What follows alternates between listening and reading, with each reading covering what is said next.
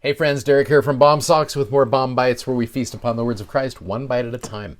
So I want to conclude this week of the Come Follow Me with Luke chapter 18. The first little part of this right here has a great little story. I've heard it referred to as the story of the importuning woman. Now the word importune, it means it's the act of making intrusions, being unrelenting, but also being consistent, okay? It means you're just unrelenting in what you are doing. Now, with regards to that, you go to verse number 1 of Luke chapter 18. It says, "He spake a parable unto them to this end, that men ought always to pray and not faint." So this is the reason he gave this, is to try to teach people to pray and not faint. The original Greek for that, it actually means to fail or stop. So you're pray without stopping and praying without failing, right? So, saying, "There was in the city a judge which feared not God, neither regarded man.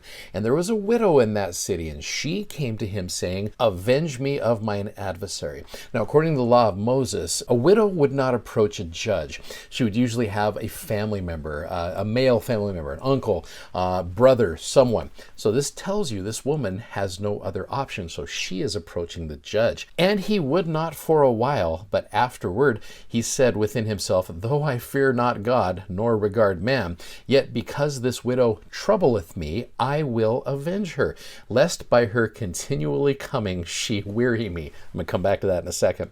"And the Lord said, Hear what the unjust judge saith." Like, I want you to listen to what that guy just said. "And shall not God avenge his own elect, which cry day and night unto him, though he bear long with them? I tell you that he will avenge them speedily. Nevertheless, when the Son of Man cometh, shall he find faith on the earth?" In fact, I'll come back to that in a second as well. So back to this idea of wearying the Lord. Joseph Smith had a quote where he said, "God is not a respecter of persons. We all have the same privilege. Come to God, weary him until he blesses you." Now that is a very unique statement. Almost makes it sound like you just keep bugging God until he gives you your answer. So here's the question I want to pose to you. How do we weary the Lord without turning it into this idea of like Joseph Smith and Martin Harris, right? Because I think there's a fine line there. It's like you weary the Lord, but Martin Harris did that to the point where it didn't end up working out very well. Although in the end, the Lord still made all of that work out. So I think the answer to that is you go to the Bible dictionary. One of the greatest statements about prayer, I can't stress that enough. If you really want to understand prayer, you go to the Bible dictionary under prayer.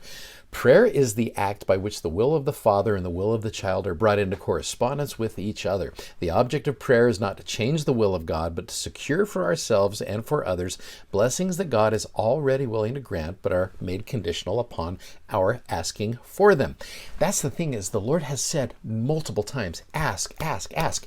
Ask and you shall receive. Knock and it shall be opened unto you. I want you to do this. In fact, you go back to Luke chapter 11, it actually gives you an idea of what it means to importune or to weary the Lord. Verse number 5 in Luke 11, it says, "And he said unto them, Which of you have a friend, and shall go unto him at midnight," so you're waking this guy up, "and saith unto him, Friend, lend me 3 loaves. For a friend of mine in his journey is come to me, and I have nothing to set before him." Friend's coming, he doesn't have food.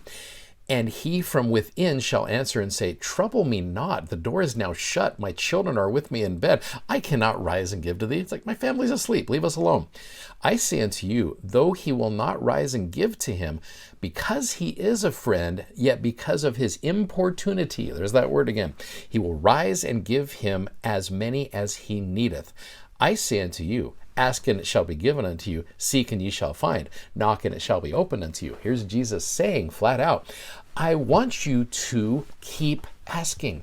And so that's an important principle. So I remember seeing a quote from Elder Gene R. Cook back in the day where it was just simply, pray your way through the day, right? Pray always and not faint. And I think that's such a great principle. Back to that idea of, will the Lord, when he comes, find faith on this earth? You look at the idea of prayer. Do you think our world right now, particularly the United States where we're at, do you think people are praying more? So my initial response to that is like, I don't know if people are praying very much anymore. So a good friend of mine actually sent me a link to something that I thought was really cool. It's a foundation that's created something called Skylight. And it's a non-denominational thing, but it's trying to be able to get individuals, youth and young adults especially, to be able to connect with God on a daily basis just by doing simple things. Just to really access love and peace that comes from acknowledging that there's a higher power out there. Again, it's a non-denominational thing, but I think this is so cool because it's showing you, and it's really answering the question, is there faith found on this earth? Now, look what he said right here. Now, you can actually go to the website, skylight.org, and it's a thing called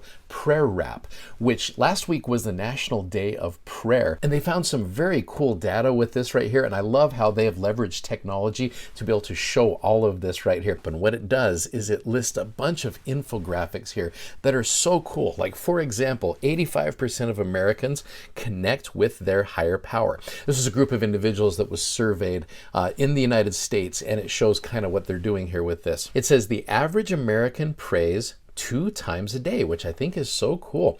It says that Americans pray for 3.6 billion minutes each day, which averages out to 18 minutes per person. Which, you think about that, I'm like, I don't know the last time I've prayed for 18 minutes. You want to talk about importuning and wearying the Lord, if you will. Now again, God is not weary of your prayers. He wants us to ask. But the trick is to be able to align our will with His. And I think people are trying to do that. There's a cool statistic here where it talks about what Americans are praying for. For loved ones during a time of crisis, you got 76% that are doing that. 71% when someone is ill, 68% for other people during a time of crisis, 56% for when they themselves were ill, 47% before a big trip or journey. And it goes on, even down to the for my favorite sports team or athlete to win, 19% there. And this cool thing here, why Americans pray, 70% want to connect with God. So you see this, and I would invite you to look at this whole page right here. It's prayerwrap.skylight.org. Check it out, and you're going to see some wonderful things that answer the question, will Jesus find faith on the earth? Yeah, I think we are more faithful maybe than we give ourselves credit for. The question to ask ourselves then is, are we aligning ourselves with that and joining with the Americans that are praying and making sure that we are praying our way through the day? I love this story, and I love what it teaches me about the importance of having that daily connection with my Heavenly Father. I know that's true. Thanks for watching. Thanks for subscribing. Thanks as always for sharing. Love that you do that. Please go check out our amazingly comfortable gospel themed socks at bombsocks.com. Godspeed, and we will see you next time. Bye-bye.